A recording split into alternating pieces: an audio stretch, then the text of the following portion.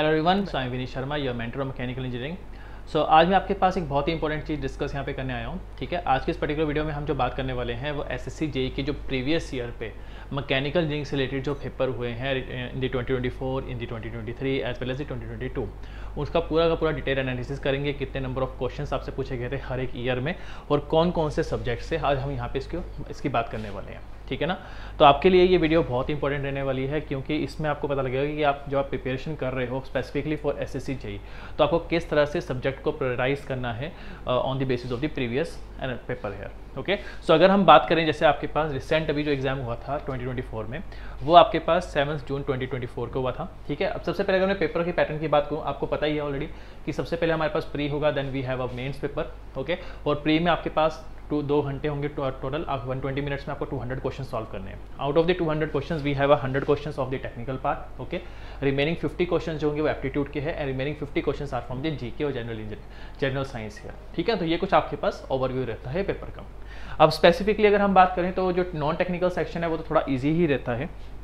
ठीक है ना, लेकिन जो आपके पास टेक्निकल पार्ट रहेगा वो थोड़ा सा मतलब कि उसमें काफ़ी सारे टॉपिक्स आपको कवर अप करने पड़ते हैं, काफ़ी सारे सब्जेक्ट्स आपको प्रिपेयर करने यहाँ पे पड़ते हैं। ठीक है, तो अगर हम इसके सब्जेक्ट की प्रायोरिटाइजेशन अगर देखें तो आप ऑब्जर्व करोगे, जैसे आपके पास जो लास्ट ईयर जो हुआ था pre, that is in the 2024। Okay, तो 2 शिफ्ट में आपका पेपर हुआ था 7 जून एंड 5 जून को। सेम केस 23 में 2 शिफ्ट में आपके पास हुआ था, 2022 में 2 शिफ्ट में आपके पास यहाँ पे हुआ था। ठीक है, तो अगर आप देखोगे सब्जेक्ट्स की वेटेज अगर आप देखो तो टोटल 100 क्वेश्चन हमारे पास रहेंगे। ठीक है, अगर मैं सबसे पहले रिसेंट से ही शुरू करता हूँ तो रिसेंट में सबसे ज़्यादा जो क्वेश्चंस आपसे पूछे गए थे, it is from the refrigeration and RAC part. ठीक है, आप देख सकते हो आरएसी, फिर then we have a fluid mechanics, then we have a fluid machinery, then we have a thermodynamics and power plant, और आपके पास आईसी इंजन। ये जो सब्जेक्ट मैंने जो मार्क कर रखे हैं ये वो सब्जेक्ट है जो काफ़ी ज़्यादा सिमिलर आपके पास है। क्यों? क्योंकि ये सारे के सारे जो सब्जेक्ट्स आते हैं that comes from the thermal engineering portion है। ओके, तो आपके पास जो थर्मल इंजीनियरिंग सेक्शन जो रहता है एसएससी जेई के लिए बहुत ही इंपॉर्टेंट हमारे पास रहता है यहाँ पर। ठीक है, अगर आप बात करोगे अपना मैकेनिक्स पॉइंट ऑफ व्यू से, तो आप यहाँ पे ऑब्जर्व करोगे कि जो थ्योरी ऑफ मशीन है इसमें ओवर दी लास्ट 3 ईयर जो नंबर ऑफ क्वेश्चन पूछे जा रहे हैं वो बहुत ही लेस आपके पूछे गए हैं, लेस देन 5% जो वेटेज मिलती है वो सिर्फ आपको थ्योरी ऑफ मशीन में देखने को मिली है।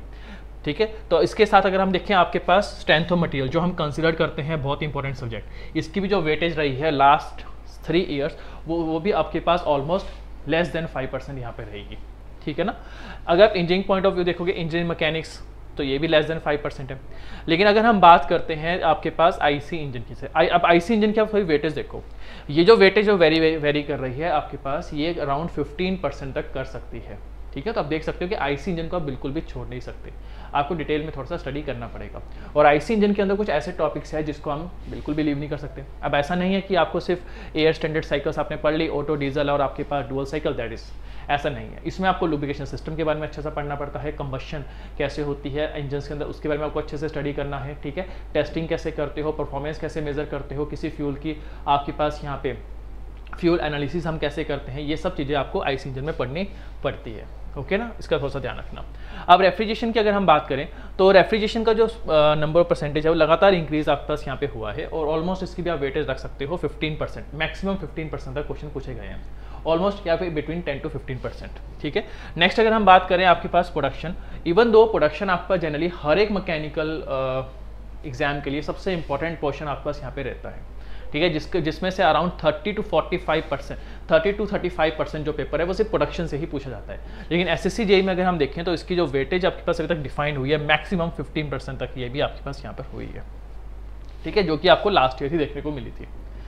अब सेम केस में अगर हम फ्लूइड मैकेनिक्स देखें, fluid mechanics is one of the most important subject for the SSC JE, क्योंकि इसमें जो वेटेज गई है मैक्सिमम वो 20 से 25% तक आपके पास जा सकती है। 2023 में आप देख सकते हो, 2022 में आप देखोगे, या फिर आप इसमें देख लो रिसेंट ईयर में। तो ओवरऑल जो वेटेज आपका रही है वो अराउंड हमारे पास 20 से 25% के बीच में लाई यहाँ पे करती है। ठीक है, तो थोड़ा सा ध्यान रखना, जब आप सब्जेक्ट को प्रायोरिटाइज कर रहे हो आपको ध्यान रखना है कि आप उन सब्जेक्ट को फोकस सबसे पहले करो जो कि सबसे ज़्यादा इंपॉर्टेंट है। अब मैं आपको ये नहीं कह रहा हूँ कि आप इंजीनियरिंग मैकेनिक्स छोड़ दो, स्ट्रेंथ ऑफ मटेरियल छोड़ दो या थ्योरी ऑफ मशीन छोड़ दो, it is not like that. ठीक है, ऐसा भी हो सकता है कि अगर आपके पास जो नेक्स्ट ईयर में जो पेपर आएगा उससे काफ़ी ज़्यादा क्वेश्चन पूछे जाए। ठीक है ना, लेकिन ओवर द ट्रेंड वैसे अगर देखा जाए तो जब भी कोई पेपर बनता है तो हमेशा प्रीवियस पेपर के अकॉर्डिंग बनता है यहाँ पर। तो ऐसे केस में चांसेस है कि यही सीक्वेंस फॉलो होगा। तो लेकिन आपके पास जो परसेंटेज इंक्रीज है मैकेनिक्स पोर्शन में वो थोड़ा सा बढ़ सकता है। ठीक है, इसका थोड़ा सा आपको ध्यान रखना है।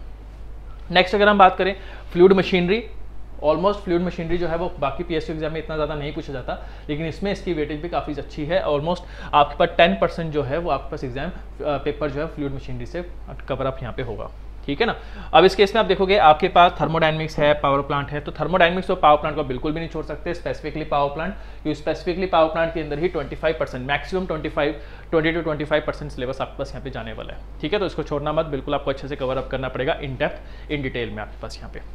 अब आपके पास यहाँ पे अगर आप प्रीवियस ईयर पेपर एनालिसिस देखते हो तो आप इसमें आप ऑब्जर्व करोगे कि आप बाकी जगह साइट्स में अगर हम देखें तो उसमें कुछ एक्स्ट्रा अननेसेसरी सब्जेक्ट्स मेंशन कर रखे हैं जस्ट आपके पास टेबल को फिलअप करने के लिए, पर ऐसा नहीं है यहाँ पे। इंडस्ट्रियल इंजीनियरिंग आपके पास इस पेपर का कोई आपके पास यहाँ पे पार्ट नहीं है, ठीक है। It is not in this syllabus here. Same like अगर हम हीट ट्रांसफर की बात करें, heat transfer is not in the part of the assessee JEE syllabus, ठीक है। लेकिन इंडस्ट्रियल को तो आप पूरी तरह से छोड़ सकते हो, और आपके पास हीट ट्रांसफर में अगर आप basics of heat, mode of heat transfer के बारे में स्टडी कर लेते हो that will be much more beneficial for you, जिसमें आपको देखना पड़ेगा कंडक्शन, कन्वेक्शन, रेडिएशन की डेफिनेशन, कौन सा लॉ हम यूज़ करते हैं, दैट्स इट। इससे ज़्यादा डिटेल में आपको जाने की रिक्वायरमेंट नहीं है, ठीक है ना, because it is not in the part of this syllabus here.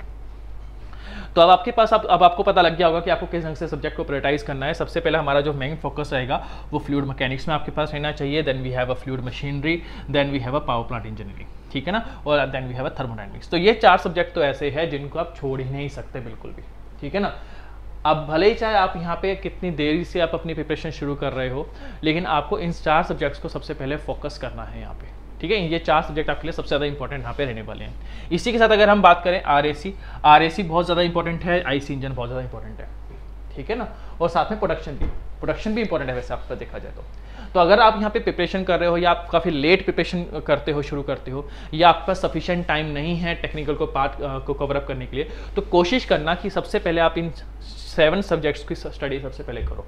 Remaining आप 4 सब्जेक्ट को छोड़ भी देते हो, या अगर आप due to the time constraint, तो आपके लिए बेनिफिशियल आपको रहेगा कि आप नंबर ऑफ क्वेश्चंस को अटेम्प्ट कर सकते हो और आपका जो स्कोर है वो अच्छा यहाँ पे मिल जाएगा। क्योंकि अगर आप देखोगे एसएससी जेईई का जो पेपर हमारे पास है, इसमें अगर आपको कट ऑफ क्लियर करनी है तो ऑन एन एवरेज आपको 150 से ऊपर नंबर लेके आने पड़ेंगे, ठीक है। टू बी फ्रैंक मैं आपको सही बताऊँ, अगर आप यहाँ पे क्लियर शॉट चाहते हो कि आपका सिलेक्शन फाइनल में हो तो आपको 150 से ऊपर नंबर चाहिए ही चाहिए as a mechanical engineering, because आप यहाँ पे कॉम्पीट करते हो इलेक्ट्रिकल इंजीनियरिंग स्टूडेंट से भी, ठीक है। तो थोड़ा सा कोशिश करना। अब इस केस में आपके पास यहाँ पे अगर आप इन सब्जेक्ट्स को कवर अप करते हो तो भी आप एक्सपेक्ट कर सकते हो कि आप 75 to 80% जो सिलेबस है वो कवर अप कर लोगे, क्वेश्चन पेपर अटेम्प्ट कर लोगे, ठीक है। तो 75 to 80 आपने यहाँ से मार्क कर लिए लेट अस से, और फिर अगर आप यहाँ पे एप्टीट्यूड को बहुत अच्छे ढंग से करते हो तो आउट ऑफ 50 आप चाहो तो 48-49 नंबर भी लेके आ सकते हो, कोई बहुत मुश्किल टास्क यहाँ पे नहीं है, ठीक है ना, क्योंकि बच्चे लेके आते हैं आउट ऑफ 50 to 50 लेके आपके पास यहाँ पे लेके आते हैं। अगर एक क्वेश्चन गलत होता है तो नेगेटिव मार्किंग से 48.75 आपके पास यहाँ पे आते हैं स्टूडेंट, ओके। तो it is not like that, तो आप वहाँ पे स्कोर आराम से कर सकते हो। और रिमेनिंग बचता है जीके पोर्शन, जिसमें आपके पास अनसर्टिनिटी रहती है बिकॉज सिलेबस अनडिफाइंड है आपके पास यहाँ पे, ठीक है। तो उसमें आप अगर आप 20 क्वेश्चन भी 20 मार्क्स भी लेके आते हो तो भी आप ऑन एन एवरेज बिल्कुल सही स्कोर पे जाके कट ऑफ को क्लियर कर सकते हो, और आपको ये हेल्प करेगा स्कोर आपके फाइनल के मेंस के पेपर के बाद, बिकॉज मेंस के एग्जाम में ऑलमोस्ट स्टूडेंट्स के जो नंबर आते हैं वो ऑलमोस्ट सेम आते हैं। जो वहाँ पे जो मेन क्राइटेरिया, जो मेन आपका डिफरेंस क्रिएट करता है that is a marks of the pre, ठीक है। तो थोड़ा सा आपको यहाँ पे ध्यान रखना है, ठीक है। तो ये था मेरा आज का इस पर्टिकुलर वीडियो में आपके पास डिस्कशन यहाँ पे। तो आई होप कि आपको यहाँ पे क्लियर हो गया होगा कि किस ढंग से आपको सब्जेक्ट को प्रायोरिटाइज करना है, कैसे आपको प्रिपरेशन करनी है, और कितने नंबर ऑफ क्वेश्चन अभी तक पूछे गए हैं लास्ट ईयर में, ओके। सो आई होप कि आपके पास यहाँ पे सब ये चीज़ आपको क्लियर हो चुकी होगी, ओके ना। So thank you very much.